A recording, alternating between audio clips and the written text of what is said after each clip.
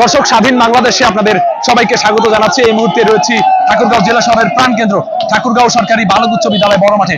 এখান থেকে আপনাদেরকে সরাসরি জানাতে চাই, এই যে স্বৈরাচার সরকারের পতন হয়েছে, এই পতনে কিন্তু আমরা লক্ষ্য করছি যে সাধারণ যে মানুষ, এই সাধারণ মানুষ কিন্তু বাঁধ ভাঙা উল্লাস নেমেছে এই শহরের প্রাণকেন্দ্র ঠাকুরগাঁও জেলা স্কুল যে বড় মাঠ রয়েছে, এই বড় মাঠে আমরা আপনাদের সরাসরি দেখানোর চেষ্টা করবো যে সাধারণ মানুষের যে আনন্দ উল্লাস, এই আনন্দ উল্লাসে তারা কিন্তু বাদ ভাঙা। আমরা দেখছি যে একটি পরিবার তারা আনন্দ উল্লাসের এই অংশ নিতে বড় মাঠে এসেছেন। কেমন লাগছে এখানে এসে? খুবই ভালো লাগছে। আজকে মনে হয় নতুন ভাবে দেশ স্বাধীন হলো। আপনি আপনার সন্তানদেরকে এখানে নিয়ে এসেছেন, তাদেরকে কি জানাতে চান?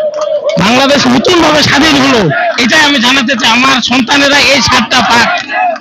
আপনি কি এমন ভাবে বলতে চান? অনেকে বলছে যে মুক্তিযুদ্ধ দেখেনি, 2024 দেখেছে, কিভাবে দেখেন এটাকে? এটা তো মুক্তিযুদ্ধ, এটাই প্রকৃত মুক্তিযুদ্ধ। যে অসংখ্য ধন্যবাদ। দর্শক, একজন অভিভাবকের সাথে কথা বলছিলাম।